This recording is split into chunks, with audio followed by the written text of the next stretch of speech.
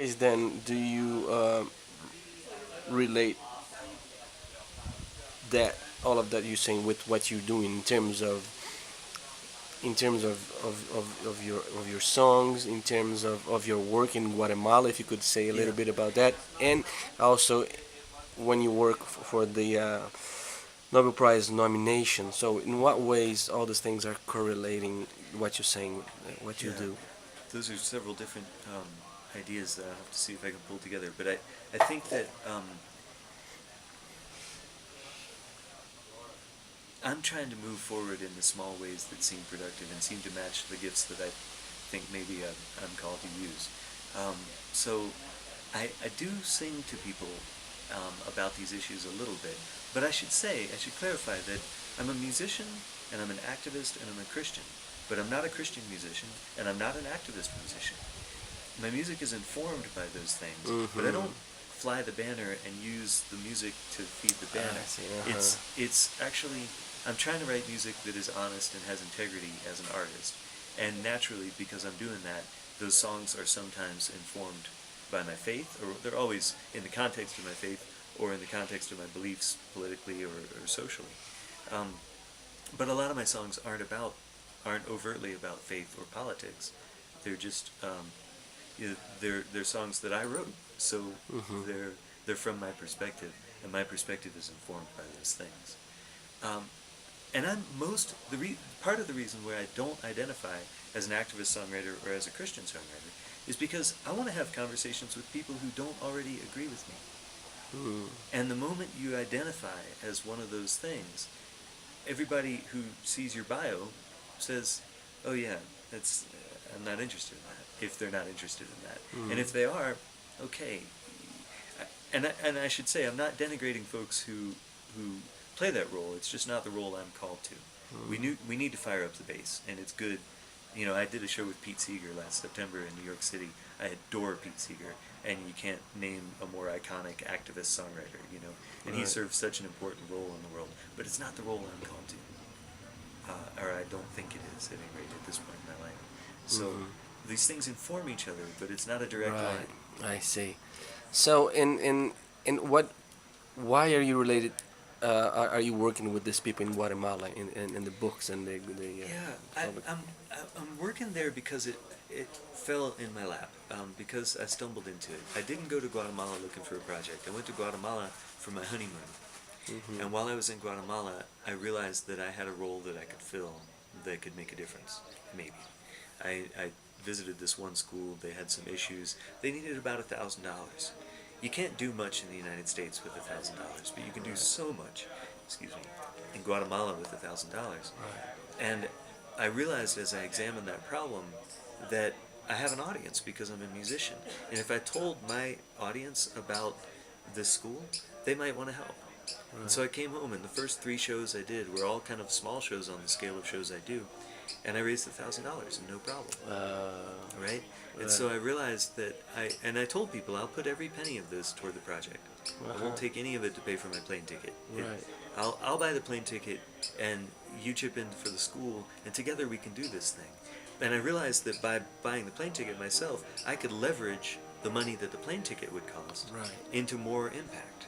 Right. And that's really been the model of the project. I I don't see. get paid by the organization at all. I do it Mm-hmm. as my hobby and as my service, and it's a great joy to get to go to Guatemala a couple times a year, which I do, Right. and I stay in touch with friends there all the time. So I think it's really important. All of it ties together. Peace and justice are inseparable, and people who don't have opportunities that they should have, it's incumbent upon those of us who are more materially rich, like myself, to help out with that. Now, let me clarify. In this nation, nobody would see me as rich. Right.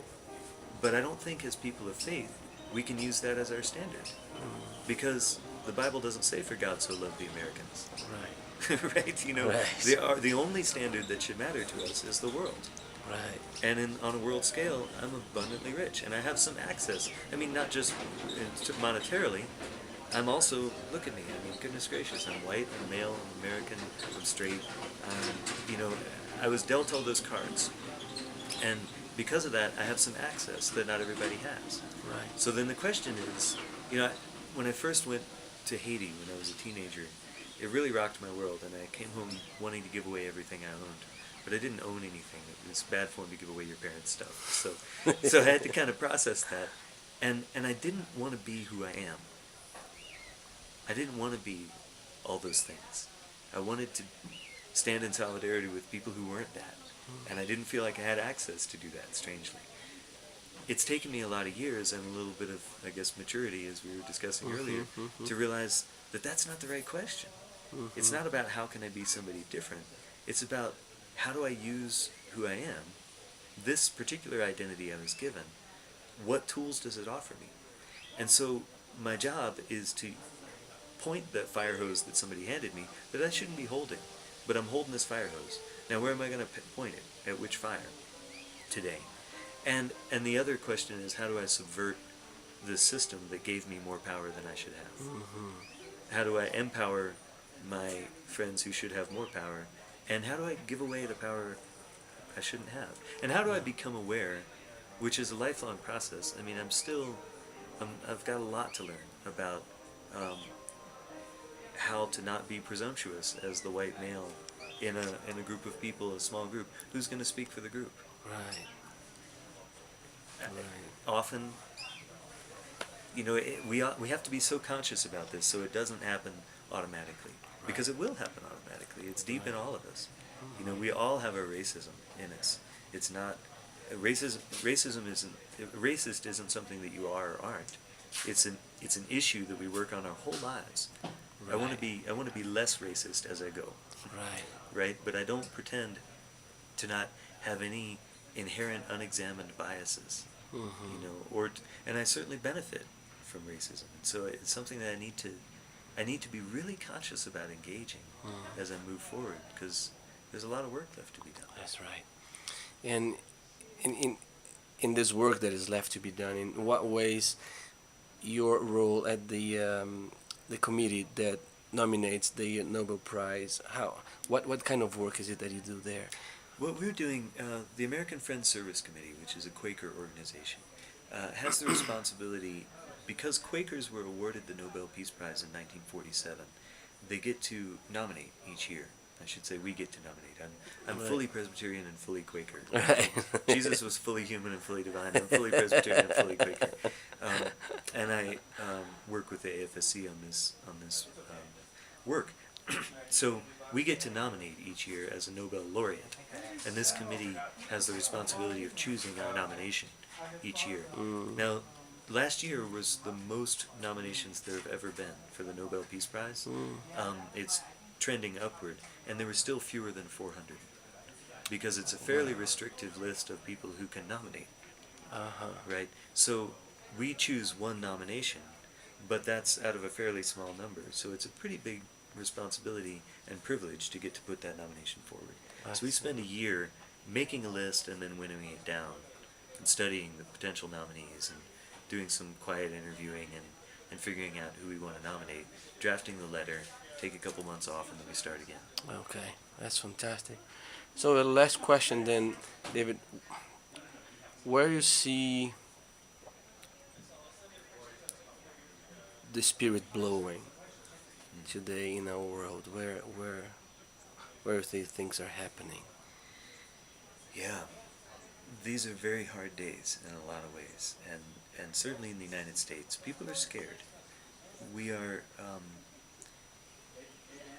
we are arguably declining as a nation, and we're not used to declining. We're having to get accustomed to that. We're also becoming more aware of the world around us, and that's a good thing. A few years ago, I saw a statistic, it's probably not too inaccurate now, that roughly 10% of Americans held passports. But John Zogby said the other day on the news that well over 30% of young people, I forget exactly the ages, maybe 18 to 25, have passports now. So it's trending upward. And they have friends, they're accustomed to having friends online all over the world. It's people, the whole idea that the other is different and that we have a superiority over the other is really being challenged in fundamental ways. I think that's really exciting. it's notable that in our recent wars, the United States government has not used the kind of propaganda that we've used in earlier wars, even as recent as Vietnam, but certainly in World War II. We had these political cartoons and things that came out, put out by the U.S. government, that demonized the other. You know, with Japanese people in World War II with big teeth, and they looked evil, and they were in bombers and stuff, and big scary Germans and such with swastikas in their eyes. We'll no longer buy the idea that a people are evil, right? They can't even try to sell us that anymore. Right. And I think again that's evidence that we're maturing as humanity. We now their line of reasoning is we have to protect these people from their own evil tyrants that are dictators. So we need to go in and liberate them, and that's the line that they sell us now. That's also a problematic narrative, but it's a step in the right direction. You know, that we can no longer demonize. See, Japanese are fundamentally morally flawed people, right? And as late as when I was in high school, I had a friend in high school named Russell. When Sting came out with the song "If the Russians Love Their Children Too," my friend Russell missed the irony in that.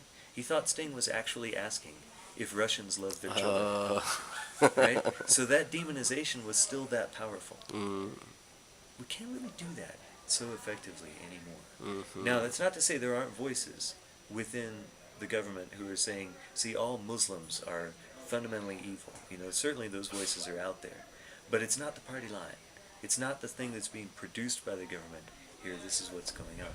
I think we're gradually maturing. And then one more question that came into mind now. What world do you think your son will inherit? Yeah, how old is your son now? My son is 3.5. 3.5. His name is Mason. Mason. We named him Mason because we want him to be someone who builds, like a stonemason, Oh yeah. rather than someone who destroys. Right. That's Wow. our sending prayer. He gets to decide who he's going to be, but that's our sending prayer. Wow. And I think he's going to inherit a troubled world. I think we're in trouble environmentally. We're in trouble in so many ways. And yet, everyone who lives dies. And I trust that Mason will shine light in a world with the time he has here that is light that is desperately needed. And so I welcome him into the world, I send him forth, and I'm going to try as hard as I can to nourish the light within him. It's going to be a hard generation. It's going to be a hard generation. And I will do all that I can to preserve the best of what we have now and to create new good in the world for him. But I don't pretend that it's going to be easy. What I want to do is give him all the tools I can to shine the light that he can, not to fix the world, but to change it. Yes. Yes, David. Thank you so much. That's been a pleasure. Such a pleasure. Thank you. Thank you.